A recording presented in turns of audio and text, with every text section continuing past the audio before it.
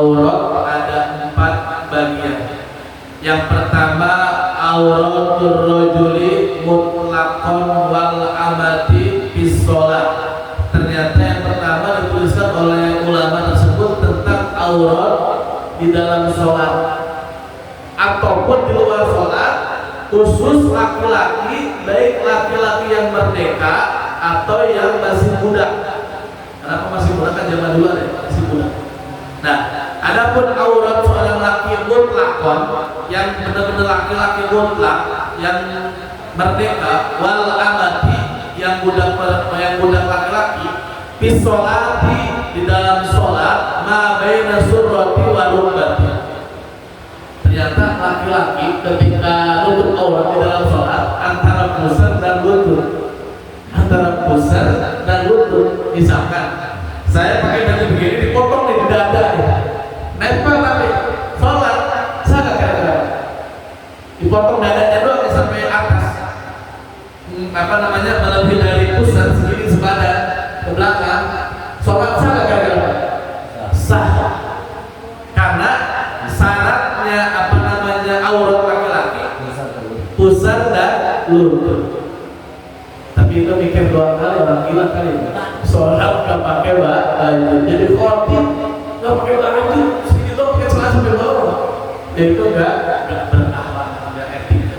Nah itu, jadi enaknya seorang laki-laki, makanya kalau laki-laki masih ada di hukum, misalkan ya laki-laki di hukum ya kayak tetap aurat, lucu banget. Padahal paling ringan ya aurat laki-laki. Karena yang main, mohon maaf, yang main olahraga mungkin, yang main badminton mungkin atau apa sampai segini aurat apa sepaha lewat lutut, karena itu aurat tuh saya lakukan. Kesininya ketutup berarti mana? Saya balik dari tutup dan juga tutup sudah sampai bawah lutut. Jangan sampai laki-laki kena siksaan aurat.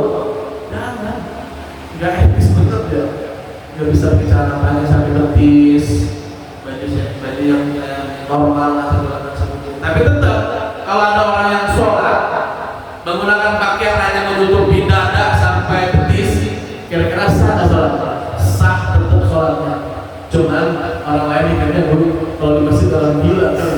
Padahal tetap sah. Nah itu aurat laki-laki pusat dan lutut, baik di dalam sholat atau di luar sholat. Lagi pakai sengaja nggak apa-apa, bercanda juga.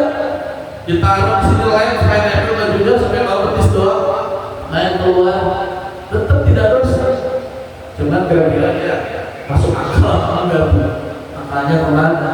Karena yang paling enak kan kita tertutup tubuh kita sampai bawah. Nah itu aurat laki-laki di dalam sholat atau di luar sholat sama. Yang selanjutnya adalah wa auratul hurrati bis sholati jami'ul badaniha masiwal wajhi wal kaffain. Adapun aurat perempuan yang merdeka atau perempuan yang pada umumnya di dalam sholat seluruh badannya kecuali wajah dan telapak tangan. Apakah harus selalu pakai mukena sholat perempuan, Pak? Tidak mesti. Kayak gini, saya kira perempuan pakai jubah atau sih namanya apa tuh? Kalau perempuan gamis. Nah, seluruh tubuhnya harus tertutup. Ini dalam sholat dulu. Oh, di dalam sholat dulu. Di dalam sholat aurat wanita jami'u badaniha masih wajib. Seluruh badannya tertutup kecuali muka dan telapak tangan. Batunan wal zuhur. Bukan ini doang, dua-duanya atas dan bawah boleh kelihatan. Nah, biasanya perempuan suka ada talinya ke atas ya, suka ada talinya ke atas supaya tidak terlihat begini nih. Nah, ketika sholat seperti ini pakai jubah atau pakai gamis, asalkan syaratnya sudah terpenuhi, yaitu kakinya sudah pakai kaos kaki, dia sholat tertutup begini, hanya muka dan telapak tangan, maka itu sah sholatnya. Tidak mesti pakai mukena. Yang penting letak lekuk tubuhnya gak terlihat. Kalau terlihat memakaikan sawat laki-laki bahaya. Nah itu. Jadi kalau di rumah atau di tempat najis perempuan, gak usah ribet-ribet. Udah menutup aurat antara semua badan kecuali muka dan tangan.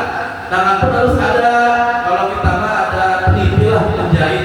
Ya sampai begini, kalau begini tidak sama. Ketika maka tangan kelihatan ini, maka ininya tidak sah. Harus tertutup di antara apa namanya begini, tertutup hanya telapak tangan dan atas tangan. Jono bapak itu ketika dalam keadaan sholat, wajah dan telapak tangan begitu. Di rumah boleh diperhatikan anaknya, ibunya, orang tuanya gitu. Tidak mesti pakai makanan, cuma pakai karena emang sudah terbiasa di negara kita. Ya bagus, alhamdulillah.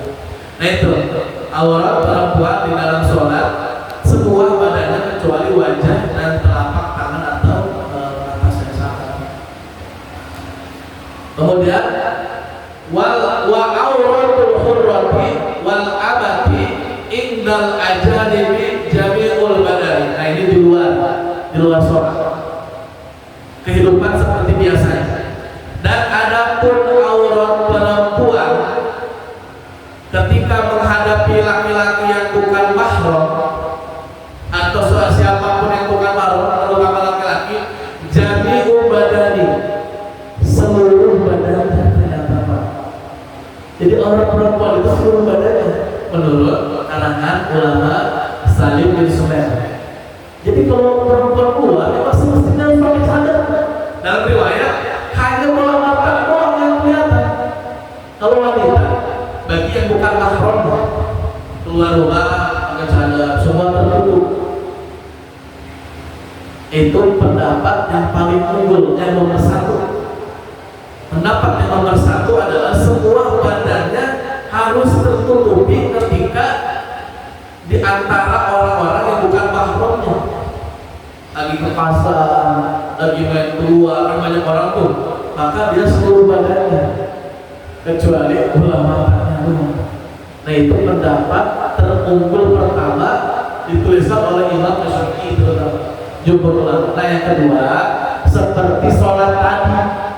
Yang kedua pendapat yang seperti sholat tangan dan wajah bukan aurat. Nah itu pendapat yang kedua urutannya. Pendapat yang pertama wanita, karena banyak cadar ya kalau orang soleh, guru-guru kita ada hampir saya punya guru pakai cadar sering tertutup. Memang itu ternyata mesti kaji-kaji. Tapi ada pendapat yang kedua, yaitu boleh wajah dan telapak tangan. Itu perempuan auratnya luar biasa. Kenapa? Apa namanya sekarang gimana tentang aurat sekarang di Indonesia? Diumbar-umbar apa ya? Aurat ke pasar, dibuka bajunya, pakai baju adiknya, pakai baju anaknya mungkin ya. Ketat banget recet. Bahkan Rasulullah laknat tuh, melaknat orang yang pakai baju tapi tidak pakai baju. Karena letak tubuhnya kelihatan banget recet. Harusnya berkumpul, jadi kelihatan ya Allah. Kita jaga bareng-bareng anak kita, saudara kita, menyampaikan, ingatkan dengan baik, menyampaikan dengan baik. Kemudian di antara orang yang sudah sempurna, saya sudah bercadar untuk orang sempurna, menurut pendapat yang pertama, kemudian merendahkan orang lain, yang percuma juga merendahkan orang lain. Tidak boleh ketika orang udah mulai maksimal mengerjakan ibadah, apa tuh? Orang pakai terbuka auratnya apa ini? Nah itu tidak boleh. Tetap tidak boleh merendahkan orang lain. Kalau kita sudah sempurna atau mau hampir sempurna mengerjakan perintah Allah, tidak boleh merendahkan orang lain. Tapi kadang orang lain suka begini beromongan. Ngapain pakai kerudungan, nutup aurat, tapi hatinya busuk. Mendingan saya buka aurat tapi hatinya bersih. Bisa ngaku-ngaku Pak, punya hati bersih ngaku-ngaku itu lebih parah lagi tuh. Di zaman dulu aja sama sih, Khadijah, Aisyah, Fatimah semuanya tutup aurat, tapi nggak pernah bilang hati saya bersih, nggak pernah bilang tutup aurat karena kewajiban. Saya sering kira ya omongan gitu, omongan pelantur, ternyata benar ada. Baru-baru kemarin juga saya dengar gitu lagi, yang itu kadang dengar gitu ya. Mendingan saya pakai kerudung, pakai nutup aurat daripada yang pakai nutup aurat, pakai kelakuannya begitulah, segala macam jelek kelakuan. Padahal menutup aurat itu kewajiban, bukan pilihan.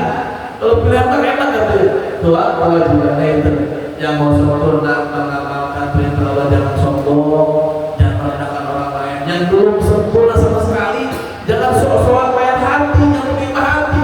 Kan di dalam ajaran kita nggak ada kewajiban menutup pakai kerudung dalam hati, nggak ada orang pakai kerudung dalam hati. Hatinya dulu dikerudungin. Ya begitu, yang jodoh dulu, yang jodoh kita usahakan, kemudian hadis itu baru yang batin semuanya saling berurus. Nah itu. Jadi yang pertama kita ulangi dulu, aurat laki-laki ketika sholat dan di luar sholat, di antara pusat dan lutut sama aurat laki-laki. Nah kalau perempuan di dalam sholat tertutup semuanya kecuali muka dan telapak tangan. Tapi di luar sholat lagi main, dia harus tertutup semuanya kecuali mata. Itu pendapat pertama yang tinggi. Pendapat yang kedua seperti sholat tadi, wajah dan telapak tangan. Lanjut ke sini. Wa inda maharimiha wan nisa'i ma baina surrati wa rumbati, dan ketika bersama mahramnya, bersama saudaranya perempuannya, di sini dijelaskan di antara pusat dan lutut. Kayak tadi itu yang nomor satu lagi, sholat tutup pusat sama lutut sah. Begitu juga sama perempuan yang mahramnya, perempuan saudaranya perempuan, di antara pusat dan lutut. Cuma kalau nggak ditutup kan keterlaluan. Kayak tadi sholat, sekarang sholat tertutup sih iya auratnya, tapi kan orang mikir ini orang normal. Begitu juga perempuan di antara mahramnya, bukan orang lain, saudaranya.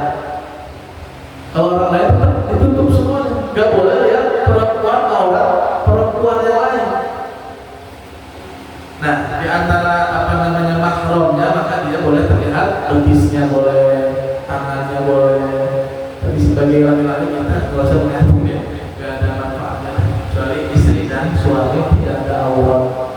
Kecuali istri dan suami tidak ada aurat semuanya. Jadi istri dan suami tidak ada aurat. Begitu juga anak kalau udah dewasa maka dia harus menutupi aurat.